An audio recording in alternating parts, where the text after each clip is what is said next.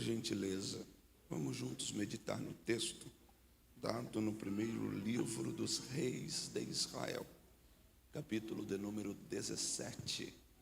Primeiro livro dos reis de Israel, capítulo de número 17. Enquanto eu louvo ao Senhor pela muito digna chance de poder estar aqui na nossa igreja, a igreja do nosso ministério do Belém, aqui em Caraguatatuba, e nesta feita poder servir a igreja de Jesus, confiada ao nobre homem de Deus, pastor Adriel Padilha, que mesmo na ausência quero de maneira singular referendar meu carinho e gratidão por tão nobre oportunidade. Muito bem se faz representar pelo pastor Adriano, que aqui está. Deus abençoe. Obrigado da forma tão gentil e carinhosa na qual o Senhor nos recebe aqui e nos permite manifestar a palavra de Deus aos irmãos. A Deus toda honra, toda glória e todo louvor pela vida do nobre homem de Deus, pastor Robson Sampaio, e o querido amigo, irmão, parceiro, alguém que Deus nos deu a graça de conhecer e o privilégio de acompanhar, pastor Gelson Santos, de quem eu quero de maneira muito singular agradecer o convite. Obrigado, amigo, valeu pela força. Eu sei que esse altar muita gente boa passa, e eu não sou um dos bons. Eu reconheço meu tamanho e a minha pequenez, mas eu agradeço de forma gentil e carinhosa pelo convite, tá bom? Deus abençoe a todos os obreiros aqui presentes. Deus abençoe cada um dos senhores, ao nobre irmão, o pastor que veio lá de Americana. Rapaz, você está longe de casa, moço, tu é doido. Gente, eu venho de Diadema, logo aqui na rua de trás. Você vai na rua de trás aqui, você está em Diadema.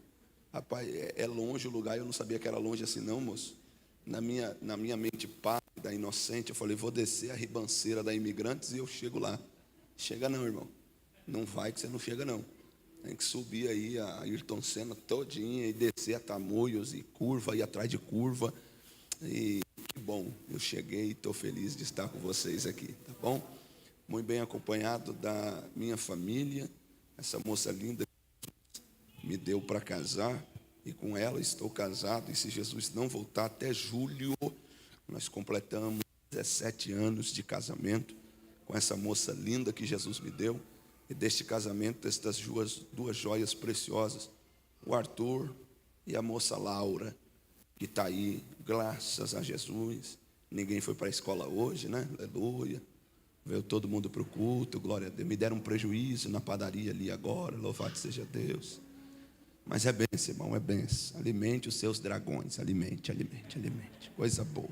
Amo vocês, tá bom? Gente, como duas ressalvas, minha palavra vai ser bem rápida hoje, mas como duas ressalvas, a primeira delas é que a quem interessar, ao final do culto, eu trouxe duas pérolas que o Senhor entregou ao meu ministério, e eu quero compartilhar com vocês. A primeira delas é o não que muda tudo, quando Deus redefine o seu caminho. Preste atenção e ouça isso. Nesse texto que o Senhor entregou ao meu ministério, neste livro, eu estou tratando sobre o livro do Gênesis, o capítulo de número 26, sobre a história do jovem patriarca chamado Isaac. Eu empenhei pelo menos uns 3 anos da minha vida, aproximadamente, para meditar nesse texto, a fim de conseguir escrevê-lo. Guarde isso, porque tem uma informação dentro desse texto que eu preciso compartilhar com você.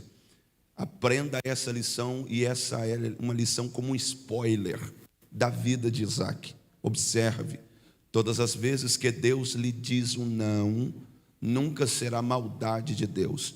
Se tiver alguém aqui para me ajudar, repita comigo, diga comigo: o não de Deus é um ato de preservação. Então você precisa aprender uma lição com Isaac nesse livro. Deus só diz não para quem Ele quer abençoar.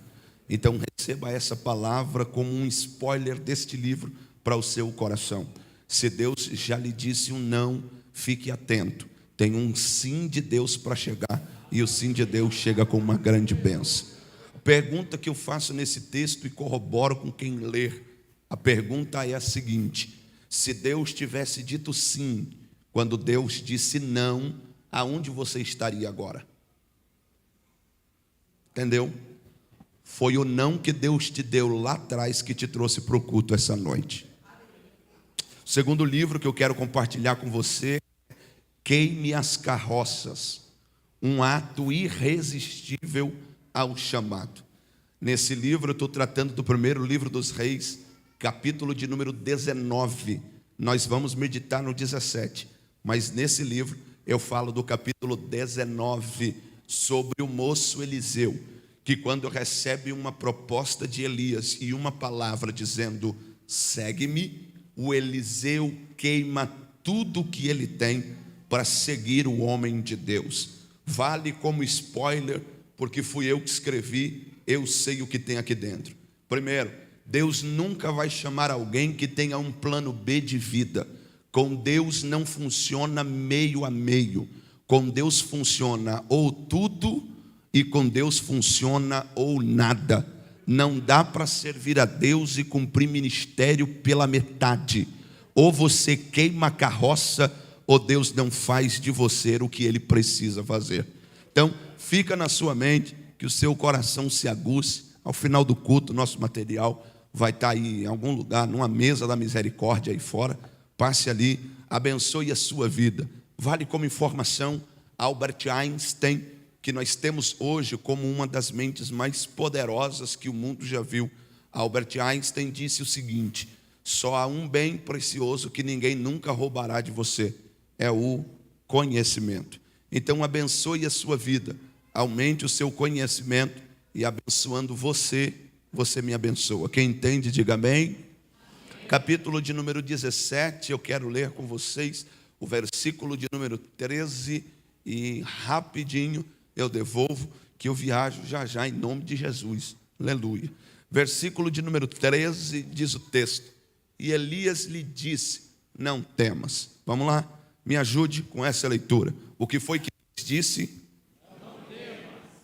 O texto continua e ele diz, vai e faze conforme a tua palavra, porém faze disto primeiro para mim um bolo pequeno, e traze-mo para fora, depois farás para ti e para teu filho. Verso 14, porque assim diz o Senhor, o Deus de Israel, a farinha da panela não se acabará, e o azeite da botija não faltará, até ao dia em que o Senhor dê chuva sobre a terra. E quem tem um amém por essa palavra?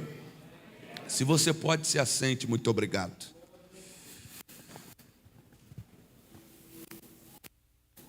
Queridos, dentro do tempo que eu tenho proposto, eu só quero rememorizar com vocês o texto do capítulo de número 17, fazendo com que você, de maneira singular, se lembre que o capítulo de número 17 remonta um dos momentos incríveis da história do povo de Israel, precisamente pelo viés da adoração. Tenho a clareza de entendimento que todo mundo que está aqui, em algum momento da vida, já se deu ou já se deparou com o capítulo 17, este momento da chamada ou da aparição de um homem de Deus chamado Elias. Para que você se recobre a memória deste texto, preciso fazer com que você se lembre do contexto deste texto. Lembre-se, a história revela que Israel, prioritariamente Samaria, e as 10 nações que ficaram com Samaria e Acabe, estão corrompidas naquilo que se entende por adoração a Deus. Haja vista que no capítulo que antecede o capítulo de número 17, nós observamos Deus não dizendo uma palavra ao povo, Mas nós observamos o povo tentando achar uma divindade para adorar. É por isso que Acabe se une com Jezabel, e nos lugares onde era para Deus ser adorado, o texto bíblico diz que Acabe levanta um lugar de adoração a Baal. Não basta somente ter um lugar para adorar, a Bíblia ainda diz que Acabe levanta um templo para Baal. A ideia do texto que nós temos em mãos é que o povo de Israel está vivendo um período de idolatria profunda. Há um período de mudança de ambiente no quesito adoração. O povo, vezes, adoravam a Deus e por outras vezes adoravam a Baal. Eu tenho a clareza de entendimento que todo mundo que aqui está, que são os frequentes alunos assíduos da escola dominical, recordarão comigo que Baal, para a cultura de Israel, era o Deus da agricultura, era o Deus que o povo adorava quando precisava de colheita, era o Deus que o povo adorava quando precisava de chuva, era o Deus que adorava quando precisava que a semente germinasse, era o Deus que o povo adorava quando precisava de alguma coisa da terra. É aqui que o texto começa a embolar na nossa mente, porque ora o povo vai ao templo, paga o preço pelo sacrifício e adora a Deus, mas quando eles precisam de qualquer outra coisa, eles adoram a Baal. É aqui que o texto começa a virar, porque a impressão do texto, que lendo ou fazendo uma leitura mais profunda dele, a impressão que se dá é que Deus está deixado de lado. A impressão que se dá é que o povo virou de fato as costas para Deus. E a ideia primordial acerca da vida de Elias é Elias ser um porta-voz de Deus, mas não um qualquer porta-voz. É como se Elias fosse levantado por Deus para ser uma espécie de promotor do céu, alguém que defenderia Deus a qualquer preço e a qualquer custo. É por isso que nós, quando lemos a biografia curta de Elias, nós nos assustamos, porque a Bíblia não menciona muita coisa acerca deste homem que surge. A Bíblia só diz, e o capítulo 17, o versículo 1 diz que apareceu Elias o tisbita. E perceba que eu estou pregando e a mídia está tão atenta no que eu estou dizendo, que o texto está aí. O capítulo 17, o versículo 1 que eles soltaram diz: e apareceu Elias o tisbita dos moradores de Gileade a Acabe. Olhe bem para mim, este Elias não tem uma outra biografia a não ser essa. Ninguém sabe de onde esse Elias veio a não ser de Tisbe. Pastor, e onde fica Tisbe? Tisbe é uma região onde os fazendeiros por detrás das montanhas de Gileade viviam. E isto aqui para mim é extremamente estarrecedor, porque este Elias não tem família sacerdotal e nem profética. Este Elias não tem linhagem para Deus querer usá-lo. Este Elias, dentro do viés histórico, é o tipo de gente que ninguém nem liga, que a história não faz questão de dizer o nome. Para ser bem preciso, Elias, para o contexto, mora na zona rural. Elias é um pseudo fazendeiro, e o que me encanta dentro do texto é Deus querer se convalidar deste homem para vir falar a Acabe dentro de Israel.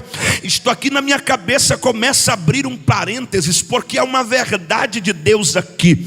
É verdade que dentro de Israel tem muita gente. Preciso te fazer lembrar da escola dominical. O templo de Deus estava sendo construído em Samaria.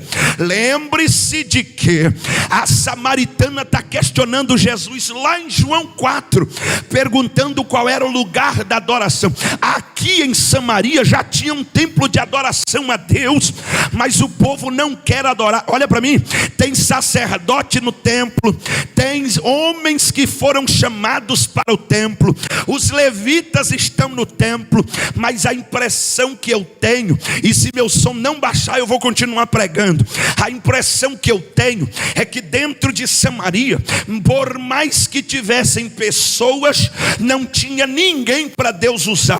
Pastor, por que é que o senhor está dizendo isso?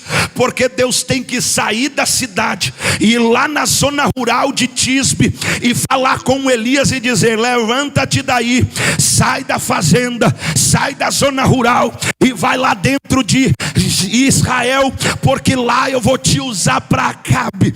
Isto aqui no texto me chama atenção. E pastor, por que é que te chama atenção?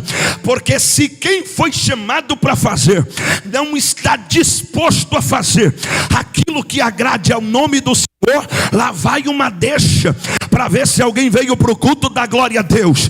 Se quem pode adorar não quer, fique tranquilo, Deus tem alguém lá na zona rural que quer. Se quem foi chamado para fazer não quer, fique tranquilo, Deus tem alguém para levantar para fazer. Lá vai uma palavra para ver se alguém dá glória a Deus. Eu, se tivesse no teu lugar, eu adorava muito a Jesus, porque fica atento nessa notícia: se você não quiser, beleza, é um direito seu, mas no seu lugar já tem alguém pronto, e se você não quiser, Deus vai continuar levantando alguém para fazer a vontade dele e o nome dele ser glorificado. Isso aqui no texto de Elias é legal, porque este Elias aparece para esse tempo como o profeta que Deus levanta nesse ambiente. Olhe para mim e preste atenção nisso. Este Elias que se levanta, ou que é levantado por Deus, tem que sair lá por detrás das montanhas de Gileade e vir até dentro de Samaria e profetizar para Acabe dizendo, e você que já leu Bíblia sabe do texto melhor do que eu, o Elias não recebe autorização divina, pelo menos não por escrita. Elias não recebe a visita de um anjo. Eu estou sentindo Deus aqui dentro. Elias não recebe visita de anjo, pelo menos não no texto escrito. Elias não recebe visões de Deus para chegar em Acabe e profetizar o que ele profetiza. E isto aqui mexeu comigo, porque é que Elias vai chegar em Acabe e vai dizer: Acabe, segundo a minha palavra, a partir de hoje nem chove e nem cai orvalho sobre a terra. A pergunta que não cala aqui é: aonde Deus mandou Elias dizer alguma coisa? Qual foi o anjo que desceu e deu uma palavra? Qual foi a visão que Elias teve? O texto não diz, mas aqui há uma revelação para ver se alguém pega. O Elias não recebe a ordem para profetizar que não ia chover, mas como Elias foi levantado para ser o defensor do céu dentro do ambiente da idolatria, Elias não precisa que Deus fale. Elias tem tanta intimidade. Pastor, aonde o senhor está tirando a intimidade de Elias com Deus e a intimidade de Deus com Elias? Pelo texto a gente não acha, mas guarda essa informação: Deus não levanta alguém que não tenha pelo menos o mínimo de intimidade com ele. Para Deus ir em Tisbe e mandar Elias ficar de pé, é porque Elias tem comunhão com Deus. Agora lá vai para ver se você dá glória. Este Elias que tem comunhão com Deus, ele sabe o que ele disser num ambiente de idolatria, Deus se levantará e assinará embaixo qualquer palavra. Pastor, o que é que o senhor está pregando? Eu estou pregando talvez para uma pessoa aqui que Deus trouxe essa noite para te dizer: eu não preciso te mandar dizer nada. Abre a boca e profetiza, porque quando você profetizar, Deus fará o milagre acontecer na tua história. Sabe o que eu percebo em Elias? Uma coragem, uma audácia que falta talvez para a gente. Por que, pastor? A gente, não sei se pode dizer isso assim, não. A gente fica fazendo prova para ver se é Deus. A gente tem hora que nós somos muito parecidos com o Gideão, não é? Não é medo. Não vou dizer que a gente tem coragem, não é isso. A gente fica receoso mesmo. O que dá na gente é uma falta de certeza de reconhecer a voz de Deus que fala com a gente. E isso aqui me dá medo, e eu vou lhe dizer o porquê. Porque quando a gente faz muita prova para ver se é Deus, a gente desconhece, na verdade, o tom audível da voz de Deus, e a gente também desconhece a voz do diabo. E eu vou te explicar o porquê. Só fica fazendo prova de Deus quem de fato não conhece a voz dele, porque quem sabe o tom da voz de Deus não precisa ficar provando se é ele ou se não é. Se conhece ele na intimidade, sabe quando ele fala, e quando ele fala a gente cumpre o que ele falou. Elias não tem medo do que Deus está querendo. Elias não tem dúvida do que Deus está propondo. É por isso que Elias chega dentro de Samaria, abre a boca e profetiza dizendo: segundo a minha palavra não chove. E sabe o que mais me assusta? Não é Elias profetizar. Sabe o que mais me assusta? Não é Elias dizer sem uma ordem prévia de Deus. Sabe o que me assusta? É que tudo o que Elias falou, Deus cumpriu na risca. Vou de novo, vamos ver se tem alguém acordado no culto. Sabe o que me assusta no texto? Não é Elias abrir a boca e profetizar num ambiente de idolatria. Sabe o que me assusta? Não é Elias profetizar uma palavra tão fora do normal que alguém até diz que era ato da esquizofrenia de Elias. Alguém ainda diz que este Elias sofria de grande e de profunda depressão. Isso aqui não é fala de alguém que vive em depressão. E sabe o que me assusta aqui? Não é Elias profetizar sem uma ordem escrita de Deus. O que me assusta aqui é que quando Elias abriu a boca e falou, Deus assinou embaixo e fez acontecer. Lá vai a palavra para quem tem mão para levantar e glória a Deus para dar. O Senhor te trouxe nesta quinta-feira da vitória, dia 30 de abril, para te dizer: e a tua situação só vai continuar do mesmo jeito enquanto você não tiver coragem. Coragem de quê, pastor? De abrir a boca e profetizar alguma coisa. Pastor, mas o Senhor não conhece a minha situação. É verdade. Pastor, o Senhor não sabe o meu problema. É verdade. Eu não sei, eu não conheço e eu não resolvo. Mas o Deus que você serve me trouxe de Diadema aqui para te dizer: abre a boca e profetiza. E quando você falar, Deus realizará o milagre na tua história. Aleluia. Para eu encerrar, este Elias profetiza. E a profecia é tão poderosa que ele dá uma ordem, e não é no campo natural simplesmente. Elias dá uma ordem, e a ordem transcende a naturalidade.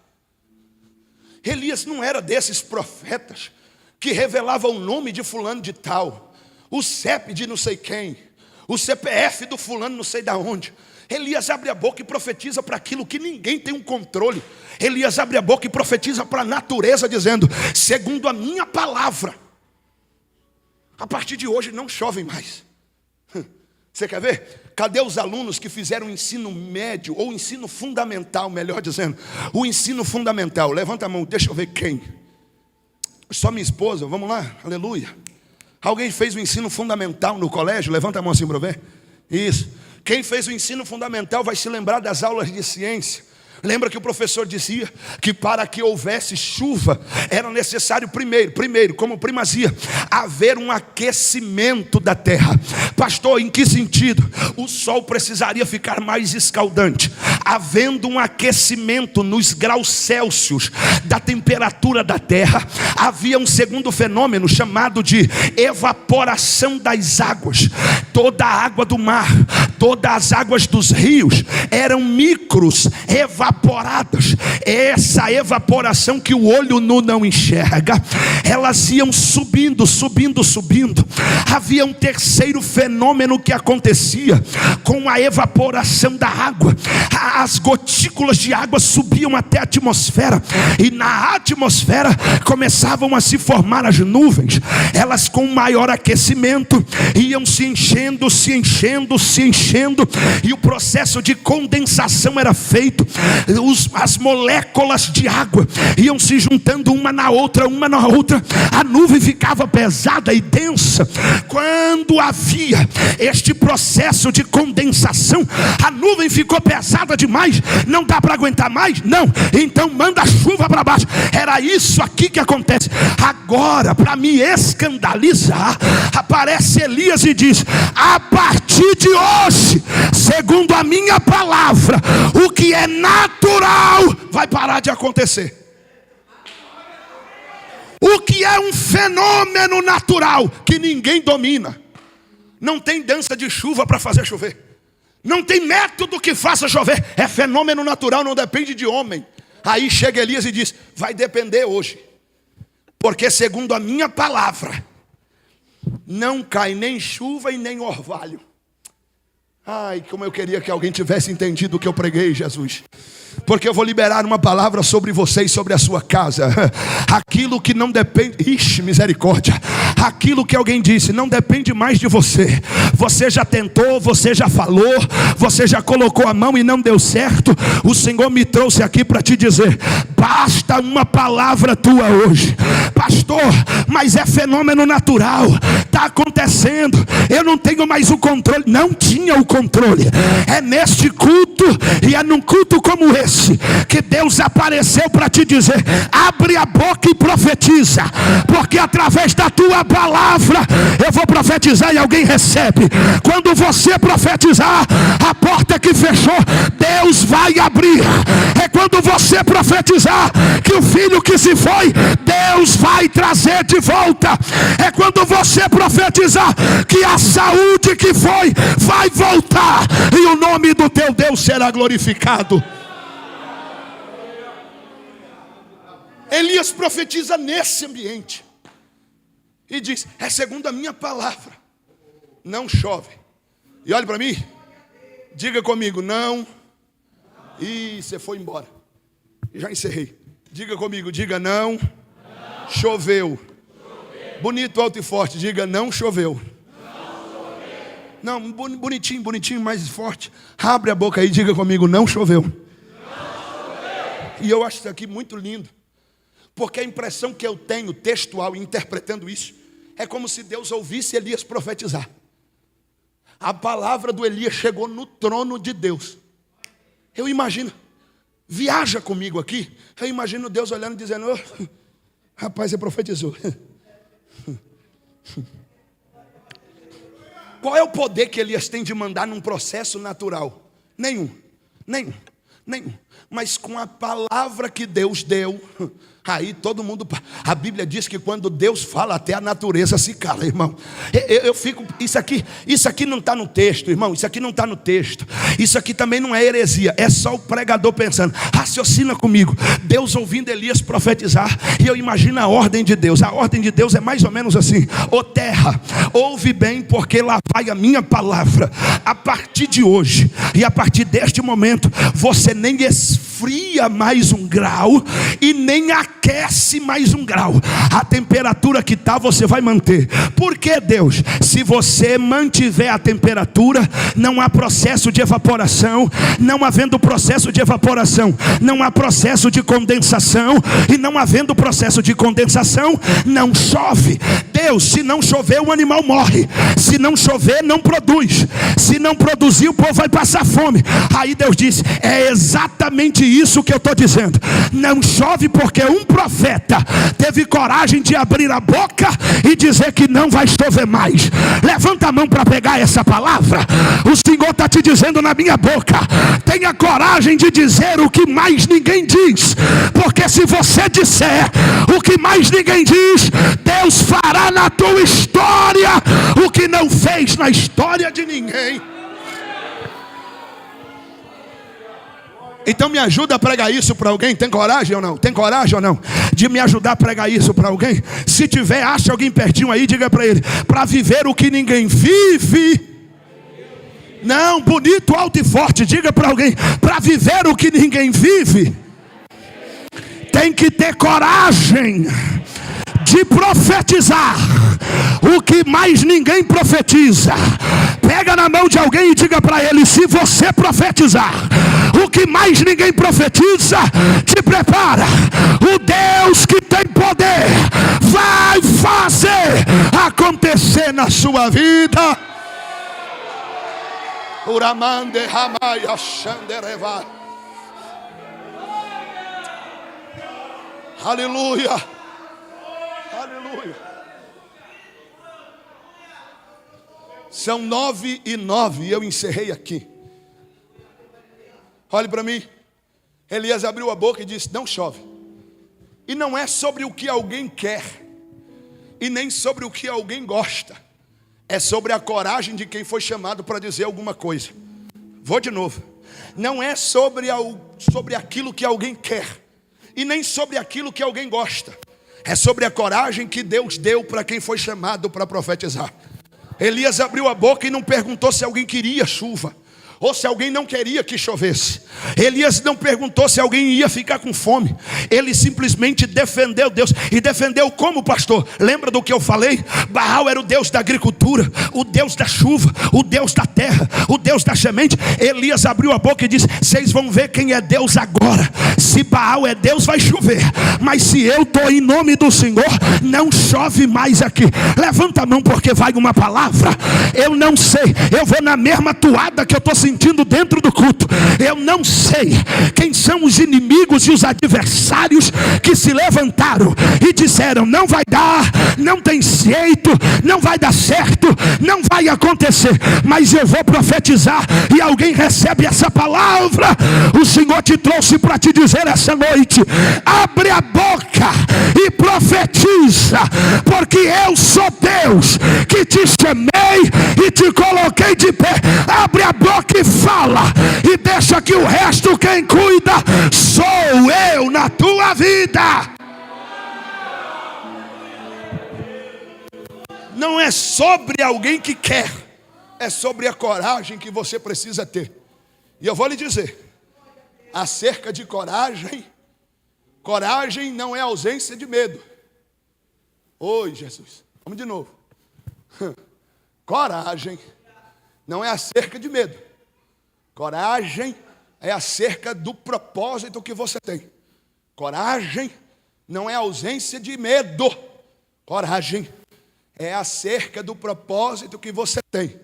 Se Deus te chamou, não importa. Pastor Gelson sabe, nós temos vivido um período de muita treva, problemas, de gente que parece ser e não é, mas de gente também que tem a capacidade de dizer coisas para te tirar do propósito que Deus te deu. Mas lembre, não é acerca do que eles querem, é acerca do que Deus te chamou para fazer.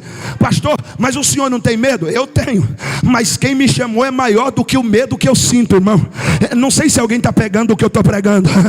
Pastor, mas o senhor não tem medo? Eu tenho medo, eu sou de carne e osso igual vocês, mas quem me chamou fala mais alto do que o medo. Quem me chamou diz para mim: pisa, mesmo que você não esteja vendo nada, pisa aí e deixa. Na hora certa, antes do teu pé afundar, eu coloco um solo debaixo do teu pé e digo: vai andando, vai pisando, porque quem te chamou só está dizendo: profetiza.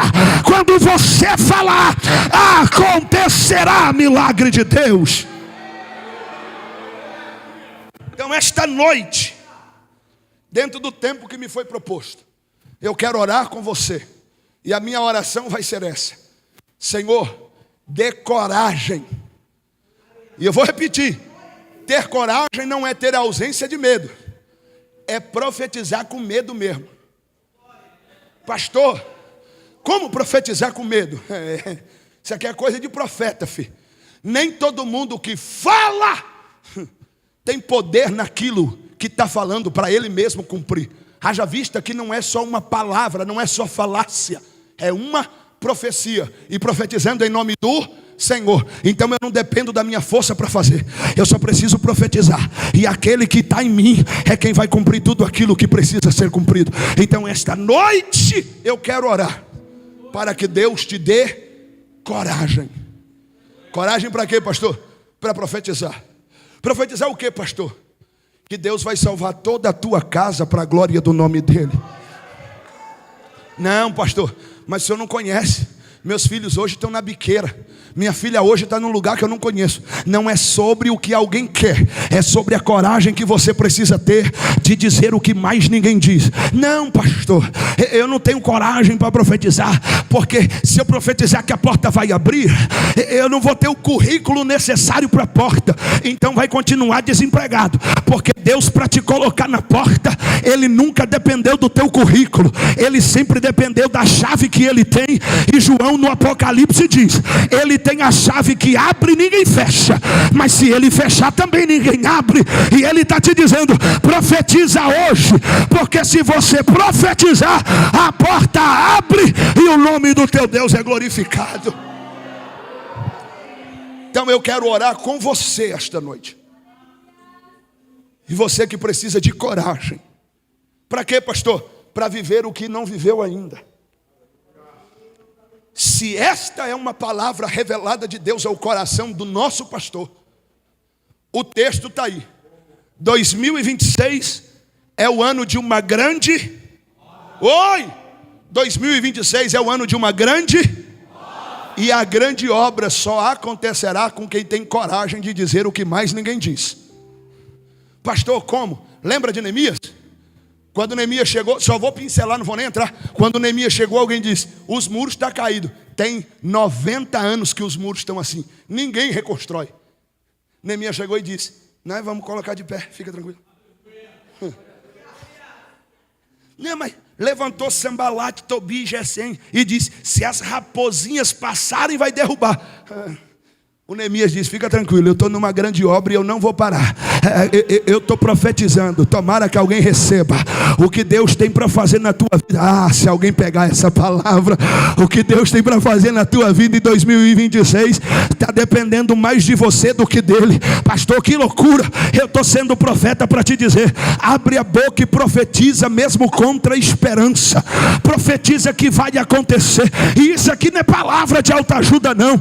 Isso aqui é uma quarta, ou melhor, isso aqui é uma quinta-feira da vitória que Deus te trouxe para eu te dizer: depende da palavra que sair da tua boca, o milagre de Deus acontecerá na tua história. Então quem precisa viver um milagre, se coloque de pé em nome de Jesus. Pastor, e o restante do texto? O restante do texto, numa outra vez eu termino. Uai, a Bíblia não muda. No outro dia eu termino isso aqui. Olha para mim. Deus está nos chamando esta noite. E se eu disser que eu sinto, eu estou mentindo. Porque isto está revelado. Não é sobre sentimento, é sobre entendimento. Está revelado no texto. Deus conta com a gente com a coragem que mais ninguém tem. Se Deus nos escolheu, Ele conta com a gente com uma coragem que mais ninguém na tua casa tem. Olha para mim. Não podia estar todo mundo da tua casa aqui hoje? Sim ou não? Sim ou não? Sim ou não? A pergunta que o texto nos faz é: por que é que Deus escolheu exatamente você para estar aqui hoje? Vamos melhorar? Você chegou do trabalho, você trabalhou hoje, irmão, véspera de feriado. A alma fica agoniada enquanto trabalha. Você poderia estar em casa, você poderia estar no shopping. Eu não sei se em Caraguá tem shopping. Você poderia estar em qualquer lugar. Você poderia estar no churrasco agora. Por que você está na igreja agora? Se pergunta, irmão. Percebeu que a sua vinda aqui não foi à toa. Foi Deus que te trouxe aqui para te dizer: eu vou te dar coragem essa noite. Eu ouço Deus dizendo isso ao coração de alguém: eu vou injetar coragem em você hoje. Coragem para quê, pastor? Para abrir a boca e profetizar o que mais ninguém na tua casa tem coragem de dizer. Para quê, pastor? Para que você viva o que mais ninguém aqui viverá. Então eu gostaria, nem vou chamar você aqui à frente, porque nem vai dar tempo, mas eu gostaria que você encontrasse alguém perto de você. Pastor, eu nem sei quem é que está perto de mim. Beleza, não é sobre conhecer alguém, é sobre oração. E para orar você não precisa conhecer quem. Então em nome de Jesus, acha alguém que está perto de você. E pelo amor de Deus, dá a mão para alguém aí para você orar junto com ele. Dá a mão para alguém para você orar junto com ela. Pastor, e a oração vai ser o quê? Senhor, dá coragem para ela, dá coragem para ele profetizar. Porque segundo o que o texto diz, Elias abriu a boca e profetizou, e até a natureza teve que ouvir e cumprir aquilo que o Elias profetizou. Se Elias, tomado por Deus, profetizou e Deus realizou, o que é que Deus não fará na sua história se você profetizar? Pegou na mão de alguém? Pegou? Levanta a mão dele o mais alto que você conseguir levantar, e em nome de Jesus me ajude e ore comigo. Abra sua boca agora e ore por alguém perto de você. Ore comigo. Senhor Deus e Pai, a tua igreja está diante do teu altar, e a tua palavra está entregue de forma concisa nesse altar esta noite, e eu creio pela autoridade da palavra que o milagre que alguém precisa esta noite, ele não vai acontecer, ele já aconteceu, e só precisa da coragem desta mulher de Deus, deste homem de Deus, para profetizar. E eu creio na autoridade da palavra que haverá de acontecer aquilo que nós profetizar. Eu creio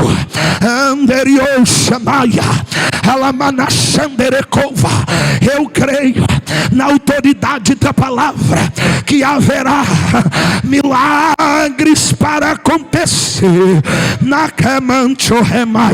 na casa de alguém que pela autoridade do teu Espírito vai receber coragem essa noite. Por isso eu oro agora, aonde tiver alguém a quem o Senhor determinou, a quem o Senhor levantou, a quem o Senhor chamou, em nome de Jesus, derrama sobre ele agora coragem, força, graça, virtude, unção para ele profetizar. E eu, na qualidade de profeta da palavra, libero sobre ele: haverá milagre na casa, milagres na saúde, milagres na área financeira, milagres na área espiritual, para quem tiver coragem de receber de Deus o milagre que ele já fez.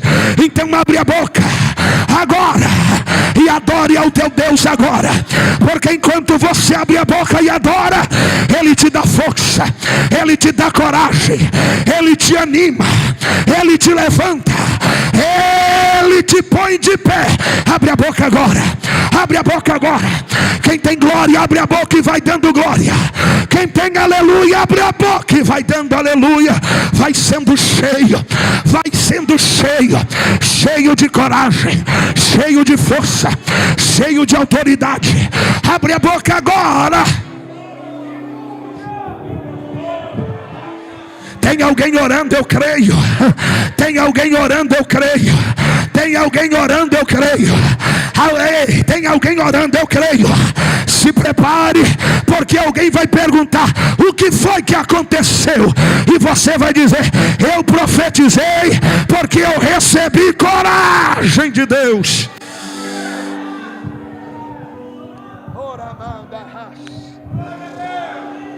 Oreminaramancho Ramaya.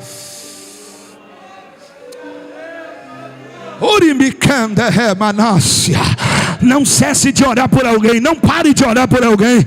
Eu gostaria de convidar quem é de oração agora para abrir a boca e orar por alguém aí. Enquanto você está orando por alguém, Deus está dando coragem.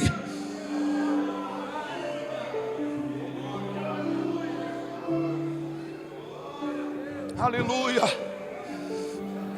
Em oração, se você conseguir, Se você tiver intimidade, se for possível, ache alguém perto com quem você está orando e dê um abraço nessa pessoa e diga para ela: receba de Deus coragem essa noite para profetizar. Dá um abraço em alguém e diga para ele: receba coragem para profetizar e viver um milagre de Deus.